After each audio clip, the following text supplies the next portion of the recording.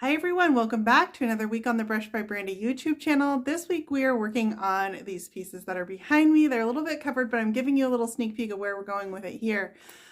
So sort of where these pieces came from is I picked these up quite a while ago and they've sat in my inventory, and I decided I want to get rid of some things that have been in my inventory for a while that are not going to be custom ordered by somebody. So I'm going to invent them myself and show people the vision that I had for them when I first picked them up. And the vision I had for these was a little bit clean and a little bit modern. And so that's exactly where we're going. I'm going to totally restyle the shape of these. We're going to take the base off and give them something new to stand on. I wanted to use this transfer from Redesign with Prima. I think it's really pretty. It's a little bit Art Deco feeling. We're going to do a little bit of spraying this week.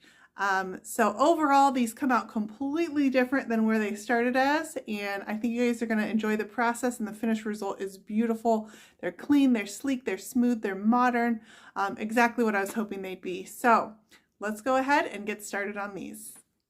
Here's where I started on these chests. You can kind of see why they got passed over quite a bit. They're just pretty plain. There's not a lot to them that makes them remarkable, especially this hardware. I knew right away that that wasn't going to go back on, so I went ahead and took those off and gave them a really good cleaning, and I'm ready to get started. I knew that these would need a coat of primer so that this wood wouldn't bleed through and discolor my paint over time. I'm using Wise Owl primer in light gray, and it brushes on beautifully just like a paint.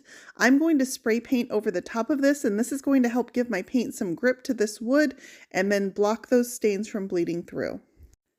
This has quickly become my favorite primer. It is stain blocking and gripping primer in one, so no matter what I need it for, this primer does double duty, and it's really the only one I have to have in my supply. I tend to choose light gray primer because I can use it under colors or under whites, and it works great for both. As I was brushing on my primer, I noticed that the tops on these had a lot of cracking, and I needed to give them some extra sanding. So I came back with a sanding block and just sanded these nice and smooth. Normally I would do this before priming, but after I got done priming, I finally decided on which hardware I wanted to use, and it's only single hole hardware, so I need to go ahead and fill my second hardware hole on these. I'm using Durham's Wood Putty as my wood filler, and it's a really cool product. You mix it with water. It's actually a powder formula, and you can stir it to any consistency you like, and it dries rock hard. This was a nice product. Now that I'm kind of firming up on what direction I want to go with these, I need to remove this skirting around the base. I feel like this skirting is what makes these pieces look really dated. And so just if you give it a few taps from underneath, a couple screws will come loose, and then it's got these side panels that had to be sawed off. I'm just using an oscillating saw made by DeWalt. With all that skirting removed, these are nice, clean, modern pieces, and so I'm going to go with a clean, modern look on these. I want to go ahead and close up any gaps between some of the trim and the body, so I filled those with some paintable caulking. Since I'm going to be spraying, I need to set up a little spray area, and so I got some help and set up some sheeting on my walls to protect those from any overspray. I'm spraying Wise Owl 1 Hour enamel on these, and this is a custom color that I mixed up myself. This is a mix of primarily botanical, and I added a little bit of refurbished gentleman to give it some blue undertones and a little bit of black to darken the color up.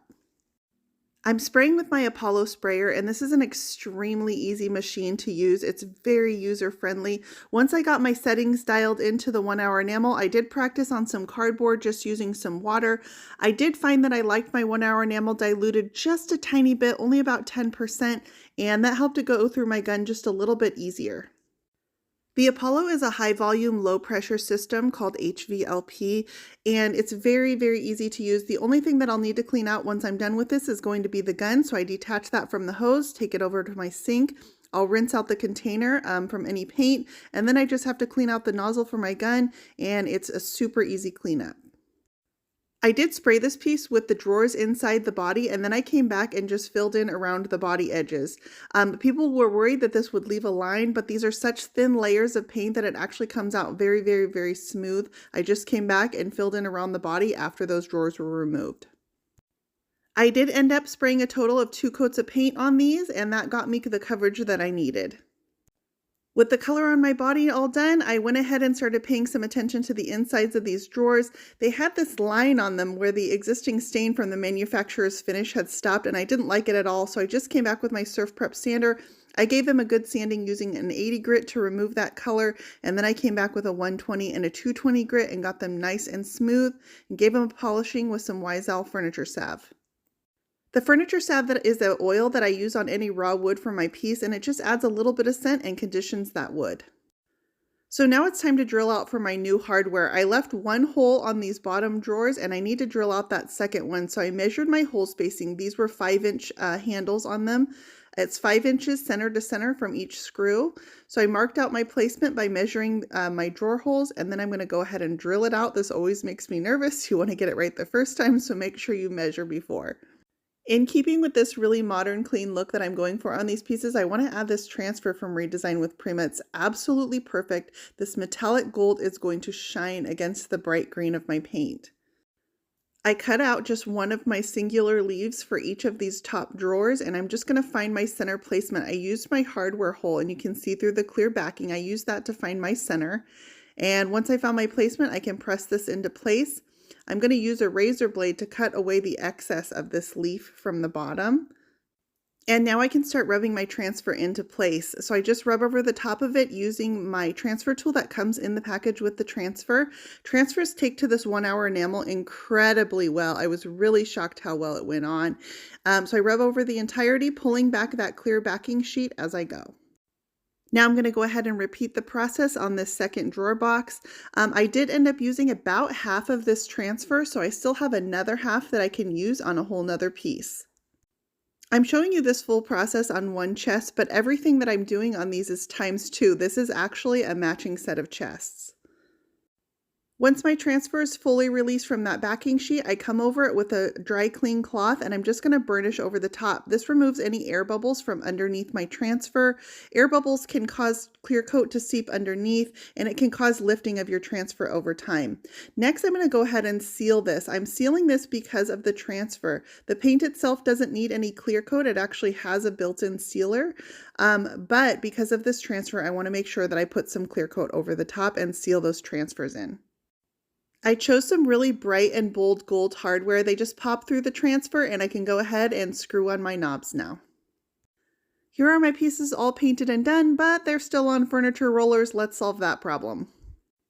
After I cut off the bottom of these pieces, I need to make sure that they have some substance underneath that I can support some legs with. And so I'm going to go ahead and add some fur strips just to the bottom that are going to support my legs and give me a level surface to screw them into. Once those are nice and attached, I can mark out where my legs are going to go. I just ordered these off Amazon and they came with the screws. They attach really easily. I'm going to mark out my holes, pre-drill them out, and then drill my screws in. Anytime you're removing the base of your piece, you want to make sure that you have support down there. And so just make sure that it's a piece that can be supported with the new legs that you're doing.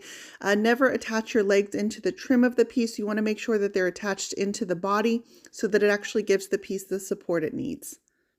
When you're doing makeovers like this, you want to make sure that you account for the cost of the hardware. It can be pretty pricey to replace all the hardware on both of these bodies, plus all these legs itself. Most of the expense on these is in the hardware.